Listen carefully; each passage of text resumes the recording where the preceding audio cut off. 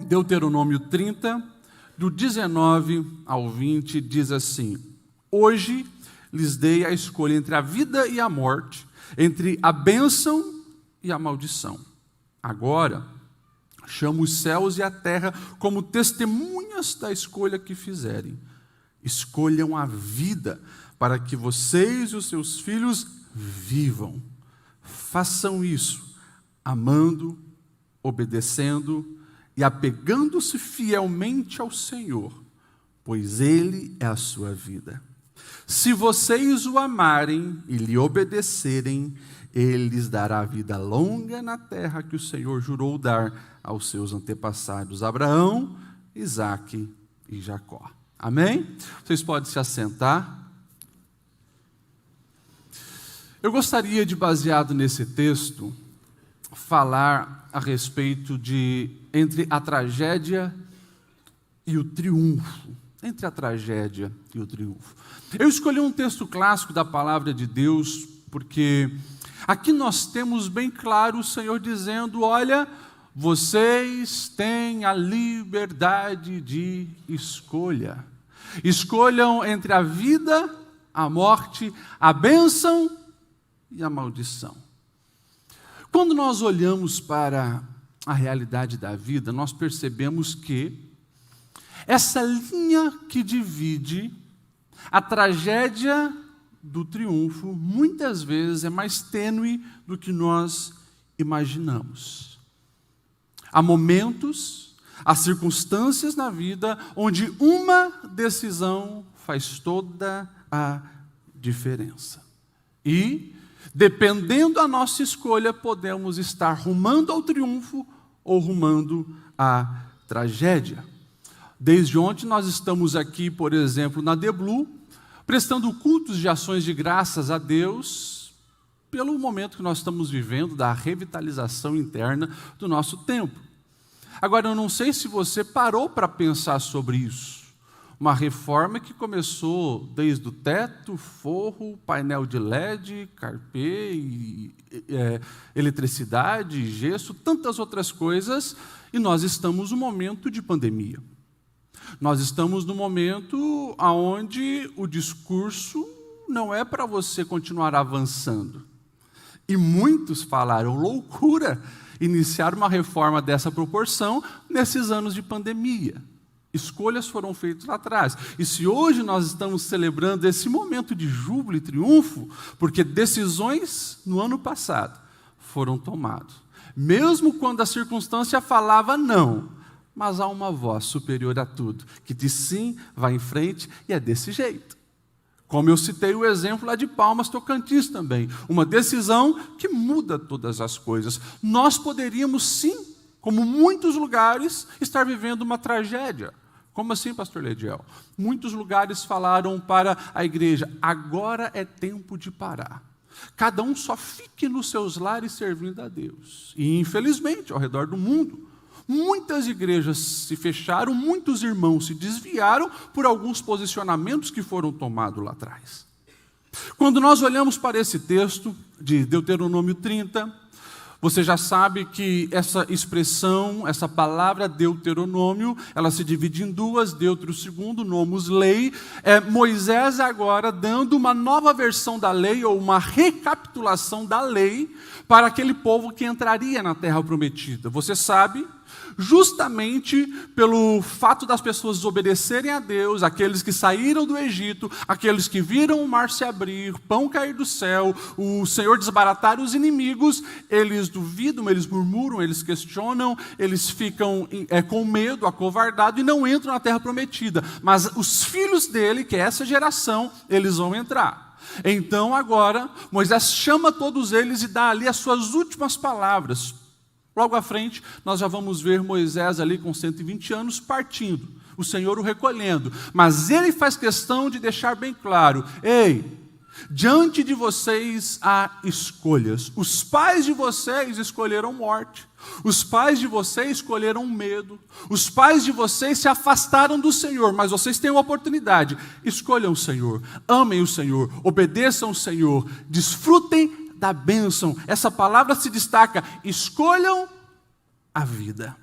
E isso acontece. Principalmente naquele líder que vai suceder Moisés, Josué. Quem não se lembra da fala dele diante do povo depois que Moisés morreu? Olha, vocês podem escolher também o caminho que vocês quiserem, mas eu e a minha casa serviremos ao Senhor.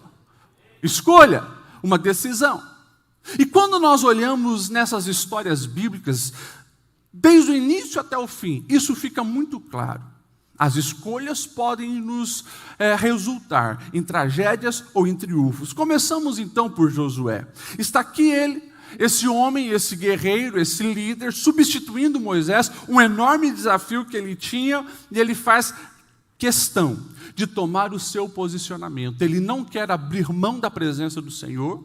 Ele sabe que para ter sucesso, como Moisés havia lhe falado, e o próprio Senhor manifesta dizendo: ei Josué, seja forte, seja corajoso, eu estarei com você, mas não se esqueça de obedecer cada um dos meus ensinamentos, então serás bem-sucedido. E agora, ele tem alguns desafios. O primeiro é derrubar Jericó. Uma cidade muito bem protegida, uma cidade muito bem murada, mas as palavras que ele ouviu de Moisés e as palavras que o Senhor confirmou no seu coração estão ali, latejando na sua alma. Obedeça tudo, não é obedeça algum detalhe, obedeça tudo o que o Senhor vos mandar. E aqui nós já começamos a entender que no momento de importante decisão, Josué, ele decide obedecer fielmente ao Senhor. Meus irmãos, diante de um grande desafio como ele tinha, ele não era um molequinho. Josué era um homem experiente, inclusive experiente em batalha. Ele sabe que para ganhar uma guerra, você precisa ter estratégias, você precisa ter um bom exército, você precisa ter meios para fazer a diferença. E quando você se depara naquele contexto de milhares de anos atrás, diante de uma grande muralha, algumas estratégias bélicas devem ser escolhidas. Por exemplo, escadas para subir. Você precisa ter, quem sabe, catapultas para tirar pedras e conseguir derrubar um pouco daquela muralha para fazer brechas. Essas são as estratégias, mas daí ele se lembra do que o Senhor diz: obedeça tudo o que eu vos disser. E a estratégia de Deus é: você vai dar voltas. Durante 7 dias, darão voltas nessas muralhas. No 7º dia, vocês darão várias voltas, e só então tocarão a trombeta. Olha só, como que se derruba a muralha assim? Como que se vence batalha assim? Mistério, milagre. E ali Josué ele está diante de opção. É muito tênue a linha entre o triunfo e a tragédia, porque se ele não consegue, você imagine, a primeira grande cidade para conquistar, se ele não consegue ter sucesso naquela batalha, o coração do povo desanimaria.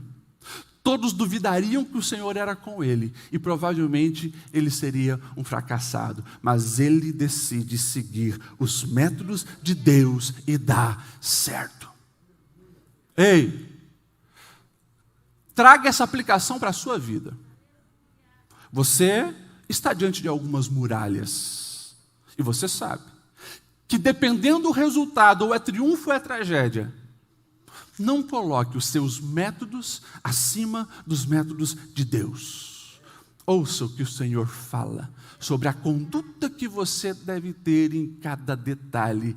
Se você obedecer, pode ter certeza absoluta, haverá triunfo. Haverá triunfo. Quando nós olhamos a história de Josué, nós percebemos isso, mas se a gente retroceder, vamos olhar lá na história do início do povo de Deus, o chamado de Abraão, lá em Gênesis 12, a mensagem de Deus é muito clara para aquele velhinho, infértil, que não tem filhos, mas provavelmente desejava muito ter um filho. A mensagem de Deus é: sai da tua terra, do meio da tua parentela, e vai para um lugar que eu te mostrarei. Abraão não tinha garantia nenhuma, não tinha certeza nenhuma. Era a primeira experiência que ele estava tendo com esse Deus, porque vivia num contexto politeísta.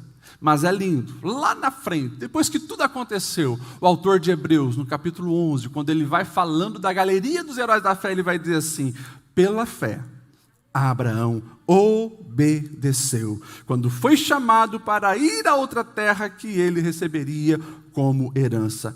Ele partiu sem saber para onde ia. E mesmo quando chegou à terra que lhe havia sido prometida, viveu ali pela fé, pois era como estrangeiro morando em tendas.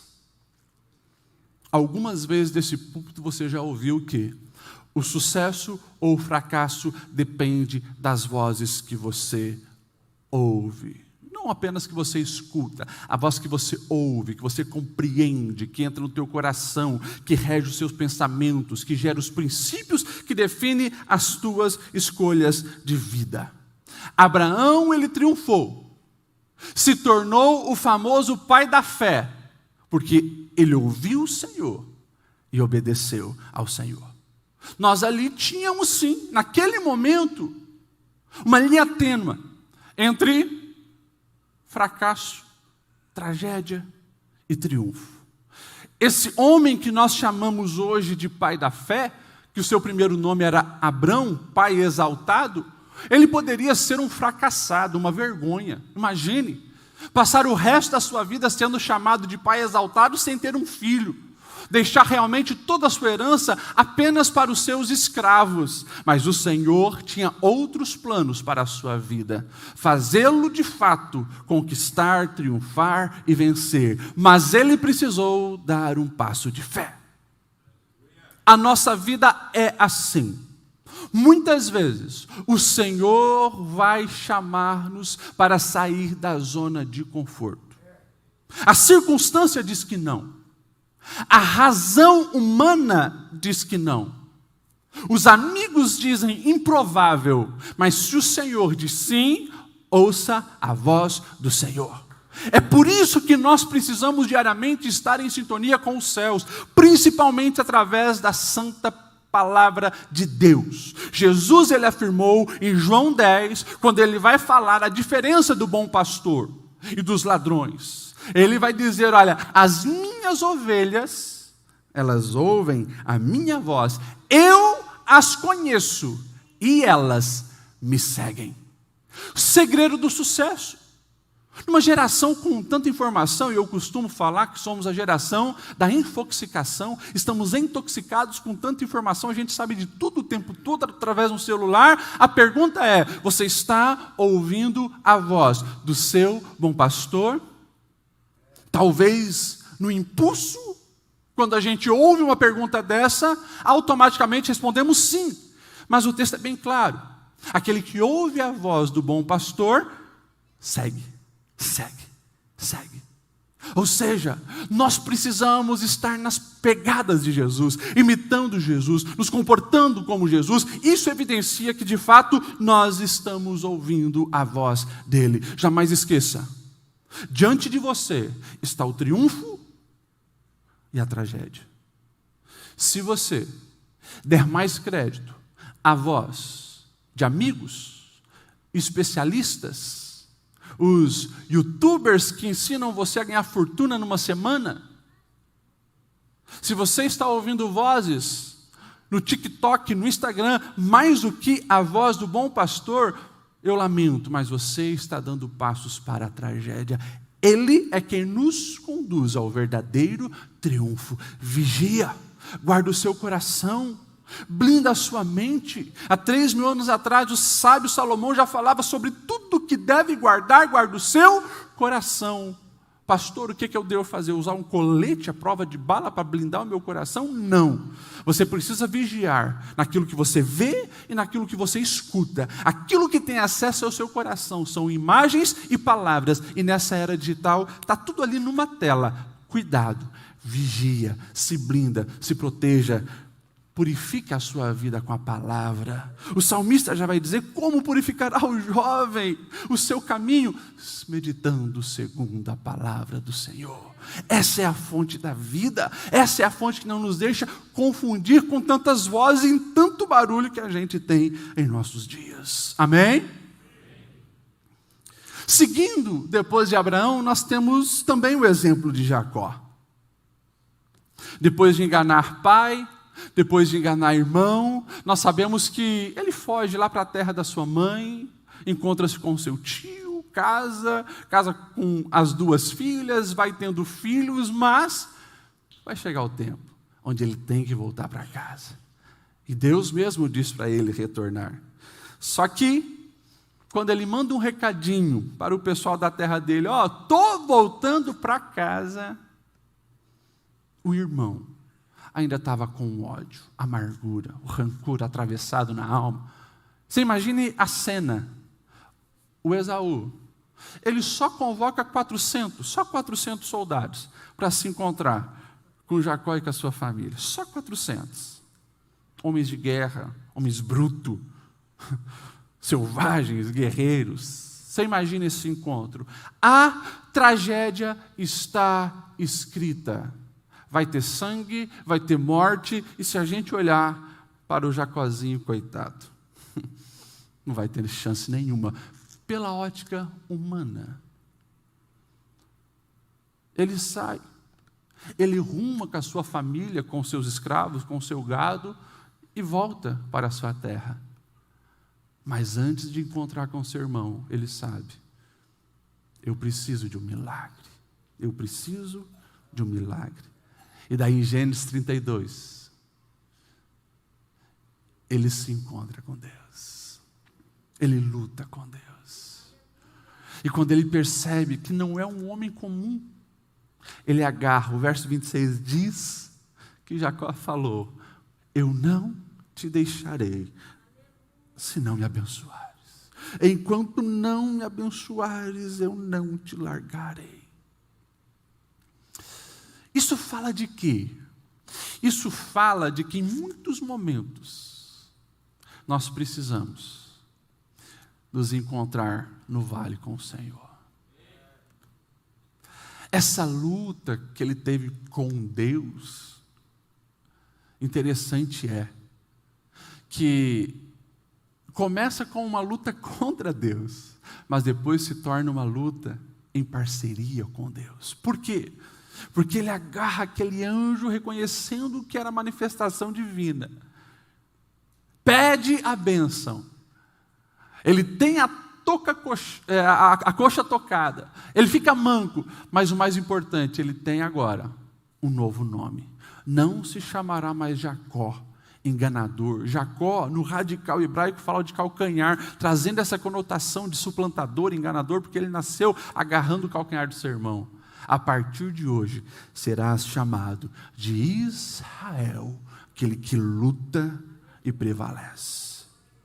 Meus irmãos, eu fico imaginando, o sol se levanta, ele tem que continuar a caminhada, muito esperto, ele vai mandando aos pouquinhos, sua família, seus filhos, seu rebanho, e depois ele vem mancando. Lá vem Esaú com seu exército, mas não é apenas um Jacó diferente, não é apenas um Jacó mancando, com o coração transformado e um novo nome para apresentar. Deus fez uma mudança no coração de Esaú. Porque aquele homem que estava com sangue no olho, o texto diz, quando ele vê Jacó, sabe o que ele faz? Ele corre na direção de Jacó, abraça e começa a chorar. Pastor Lediel, explica isso. Eu não sei explicar. A explicação é, enquanto Jacó estava agarrado com o Senhor, Deus foi agindo onde ele não podia agir. Enquanto ele estava lá no vale, na presença do Senhor, o Senhor foi tocando o coração, quebrantando o coração de Esaú. E quando ele se encontra, o que Esaú sabe fazer não é pegar uma espada e cortar a cabeça de Jacó. Ele abraça, ele chora. E o perdão ali acontece na vida daqueles homens. Pastor Lediel, o que isso tem a ver comigo, contigo, tudo? Porque se o Jacó triunfou se tornando num Israel, que até hoje o nome dele é falado, hoje é nome de uma nação, de um povo escolhido por Deus, naquele momento, a luta com Deus fez toda a diferença. Isso fala que nós precisamos estar mais aos pés do Senhor. Mesmo que seja num vale, mesmo que seja num momento determinante, mesmo que seja no momento de maior agonia da sua vida e quem sabe desespero, corra para o Senhor, agarre o Senhor, dizendo: Senhor, eu preciso de uma bênção, eu preciso de um milagre, eu preciso de uma transformação. E permita que o Senhor te toque, transforme o seu nome, a sua personalidade, o seu caráter, transforme a sua vida para você se tornar uma nova pessoa. E daí sim, aquilo que você precisa que aconteça e as tuas forças não dão conta, o Senhor fará no teu lugar. Tragédia e triunfo. Jacó escolheu triunfar, ficou marcado, mas a bênção durou até os dias de hoje. Nós temos mais um personagem que eu gostaria de falar, que é Ruth. Você conhece a história dessa moabita? Ela recebe no seu país uma família diferente, que vem de Belém de Judá. Imagine, ela em Moabe, com seus deuses, com a sua cultura, uma família de pessoas de Israel, aqueles que dizem que não gostam de se misturar com os outros povos, aqui com a gente. Acho que ela bota o olho nos meninos, né? Devia ser bonito, Malom, Quilom. Ela gosta do Malom, se casa com ele. De repente, coisas ruins acontecem. O pai dos meninos morre, o sogro dela morre. E de repente a coisa fica pior. Ela, que era uma jovem cheia de sonhos, cheia de projeto, queria dar muitos filhos ao seu marido, também vê ele morrer, o cunhado morrer, e de repente nós temos uma história trágica. 3 viúvas morando numa terra, sem homem nenhum, naquela época, para proteger, era um grande problema. A sua sogra Noemi, ela decide retornar. Só que já não é mais aquela mulher dócil, aquela mulher agradável, aquela mulher que é tão bom estar junto. Agora, Noemi é uma mulher amarga, uma mulher aborrecida com a vida, desesperada.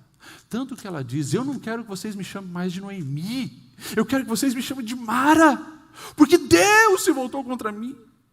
Deus amargurou a minha vida, Deus me fez viver essa angústia, essa tristeza. Eu não quero mais que me chame Noemi. Noemi significa deleitável.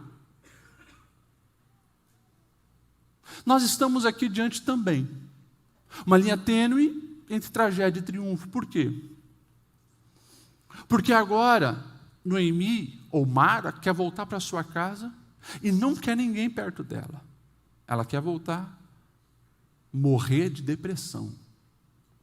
Ela manda as suas noras, Ruth e Orfa: olha, voltem para a terra de vocês, casem-se com outros homens e vão viver a vida de vocês. Mas daí, Ruth faz uma escolha. O capítulo 1, verso 16 diz assim, que ela responde, depois então de a sua sogra insistir para ela abandoná-la: não insista comigo para deixá-la e voltar. Aonde você for, irei. Onde você viver, lá viverei. O seu povo será o meu povo, o seu Deus será o meu Deus. Onde você morrer, ali morrerei, serei sepultada, e que o Senhor me castigue severamente, se eu permitir que qualquer coisa a não ser a morte nos separe. Quando Noemi viu que Ruth estava decidida a ir com ela, não insistiu mais. A gente conhece o desenrolar dessa história. Mas para pensar, o que teria acontecido com Ruth se ela volta para sua terra? Muito simples. Ela vai casar com um homem moabita, ela vai voltar a adorar o deus Camus, que é o deus daquela região, e a vida dela continua. Provavelmente foi isso que aconteceu com Orfa. Você sabe o que aconteceu com Orfa depois dela ter voltado para a terra de Moabe? Não sabe, nem eu sei. Não marcou a história, não fez a diferença. Mas eu sei o que aconteceu com Ruth. Pela decisão dela de escolher o Deus daquela família e voltar para a terra onde aquele Deus estava se manifestando e restaurando, já na agricultura da terra de Belém, ela foi grandemente abençoada. Escute o que o Espírito Santo nos ensina nesse texto. A decisão de Ruth é uma decisão desconfortável. Por quê, pastor Lediel? Porque ela está escolhendo sair do conforto da sua terra, dos seus parentes, dos seus amigos. Ela está abrindo mão do Deus daquela terra e ela está agora fazendo uma aliança, não com uma pessoa saudável, não com uma pessoa rica, não com uma pessoa próspera, não com uma pessoa com um futuro brilhante, com uma pessoa amargurada, que nem mais quer viver. Mas ela se posiciona e diz: eu vou fazer uma aliança contigo, sabe por quê? Eu não quero sugar algo de você, eu quero ser uma bênção na sua vida. Meus irmãos, isso é muito forte. Nós sabemos que quando ela se posiciona, Ruth se posiciona para cuidar de Noemi, Deus se posiciona para cuidar de Ruth. Ela vai catando mantimentos, aonde ela encontrava espaço num campo, e chega no campo de Boaz, e nós sabemos que ele favorece ela, e depois ele casa com ela. E se não bastasse, a jovem viúva moabita se casa com Boaz, que era de uma linhagem importante. E se não bastasse isso, nós vamos ver eles tendo um filho chamado Obed. Obed se tornou pai de Jessé. Jessé se tornou o pai de Davi. E Davi deu a descendência do Rei dos Reis, Senhor dos Senhores. Hoje, quando você vai lá para Mateus 1, lê a genealogia de Jesus, sabe quem que você vai encontrar lá? Ruth. Uma mulher que triunfou. Uma das poucas mulheres da história da humanidade que entrou para a lista da descendência de Cristo Jesus. Sabe por quê? Porque no momento muito importante da sua vida, ela decidiu amar sem querer nada em troca. Escute o que o Espírito Santo fala conosco nessa noite. Talvez você está vivendo um momento muito parecido com o de Ruth. Tem alguém precisando que você seja um instrumento de Deus na vida dele, dela. Você sabe que ali não pode esperar nada em troca. Mas o Senhor diz: estenda a mão, ajuda, ama incondicionalmente, ama mesmo não podendo receber nada em troca, porque quando você libera esse amor, o céu se abre sobre a sua vida e a bênção de Deus se manifesta.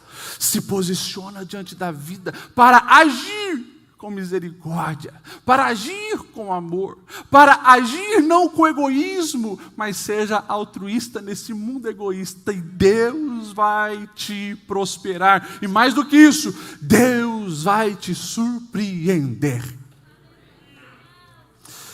Eu poderia falar de um José que foi um escravo, levou Deus para a sua escravidão e se tornou governador. Podia escolher também seguir outro caminho que seria trágico, mas escolheu triunfar. Eu poderia falar de Raabe, que poderia ficar do lado do seu povo, a prostituta das muralhas de Jericó, mas ela escolhe Deus e Israel e se torna próspera, abençoada e triunfante. Eu poderia falar de Ana, que poderia se rebaixar no mesmo nível de Penina e gastar os seus dias em xingamento e briga, mas ela decide fazer um voto com o Senhor e triunfar. Eu poderia falar de Daniel, aquele refugiado na Babilônia, que escolheu não negar o Senhor e viver de uma maneira justa, honesta, grandiosa, no meio de um povo estranho. Mas eu quero falar de uma última história, que é aquela registrada nos evangelhos. Numa sexta-feira, Jesus está crucificado no meio de dois ladrões. Jesus não estava bem apresentável, como alguns dias antes, alguns tempos anteriores. Aquele homem forte, aquele homem jovem, ativo, estava miseravelmente ensanguentado na cruz do meio. Provavelmente, sua face toda inchada. Colocaram uma cruz de espinho, no momento de vergonha, na cruz, cruz já é o mais baixo nível de punição para alguém naquela época. Como eu já falei uma vez aqui, era tão baixo que as pessoas usavam a expressão cruz para xingar e ofender as outras pessoas. E quem estivesse pendurado numa cruz era digno de pedra, de cuspe e muitas vezes de excremento humano. Estavam lá os três, esperando o xingamento, esperando a ofensa, esperando o repúdio, mas aquela sexta-feira, a cena era incomum, porque naquele ambiente tinha muitas mulheres, e naquele ambiente raramente tinha mulheres, e tinha mulheres olhando para aquele homem na cruz do meio, o amando, olhando com um olhar de afeto, amor e misericórdia para aquele homem. Que mistério é esse? Os ladrões começam a insultar Jesus. Os ladrões, pastor, não era um. Mateus 27, 44 vai dizer que igualmente os ladrões insultavam Jesus. O que eu acredito, às 9h da manhã, ambos estavam ali ofendendo Jesus, ridicularizando Jesus, pensando ser Jesus mais um bandido que está na cruz, como todos os outros que já foram crucificados pelo Império Romano. Mas de repente, um deles percebe que o olhar daquele homem da cruz do meio é diferente. O falar dele é diferente, porque ele encontra forças para pronunciar as primeiras palavras, e as primeiras palavras são: Pai, perdoa, porque eles não sabem o que fazem. Como assim? Perdoando os malfeitores? Está todo esfolado, todo chicoteado, todo ensanguentado, humilhado, cuspido, envergonhado, perdoando. Aquele homem percebe que diante dele tem alguém diferente. E o texto vai dizer, Lucas registra o diálogo que começa a acontecer ali naquela cruz. Porque um dos ladrões olha para Jesus e diz: se tu és alguma coisa mesmo, como está escrito aí, como estão dizendo, tira nós da cruz e sai você também. E daí, esse homem com o coração já quebrantado, ele diz: cara, nós estamos aqui porque nós merecemos, mas ele não. Ele é diferente. Então ele se remete a Jesus fazendo um pedido: lembra-te de mim quando entrares no teu reino. E Jesus olha para ele e diz: hoje mesmo estarás comigo no paraíso. Esse ladrão estava ali no momento mais trágico da sua vida. E se não bastasse já ser condenado a uma cruz, ele estava condenado ao inferno, à morte eterna. Mas os seus olhos olham para Jesus e ele vê, pelos olhos da fé, o que ninguém estava vendo. Dos discípulos de Jesus, 11 fugiram, só João estava ali. 11 se esconderam, as mulheres estavam ali. Mas aquele ladrão, ele viu em Jesus um rei, de um reino muito além dessa terra. Olha só, fala dele: lembra-te de mim quando entrares no teu reino. Como assim? Um homem preso na cruz, amaldiçoado, inchado, sangrando. Que reino esse homem tem? Ele enxergou um reino. E tomou talvez uma das atitudes de maior exemplo de fé de todas as Escrituras, porque ele colocou fé no Senhor Jesus no momento extremamente complexo. Ele não viu Jesus ressuscitar o morto, ele não viu Jesus pregar uma parábola, ele não viu Jesus levantar um paralítico.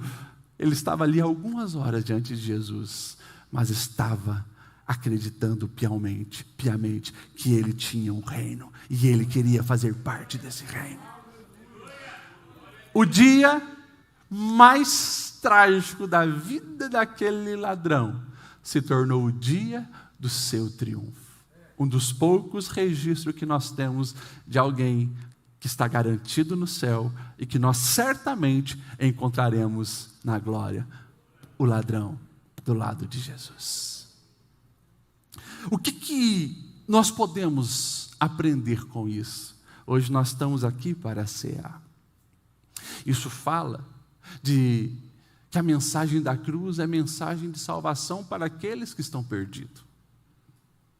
O nosso Deus é especialista em transformar tragédias em triunfo, e aquele homem que vivia a sua tragédia teve uma conversão para triunfar. Talvez você está aqui com o coração apertado, angustiado, aflito.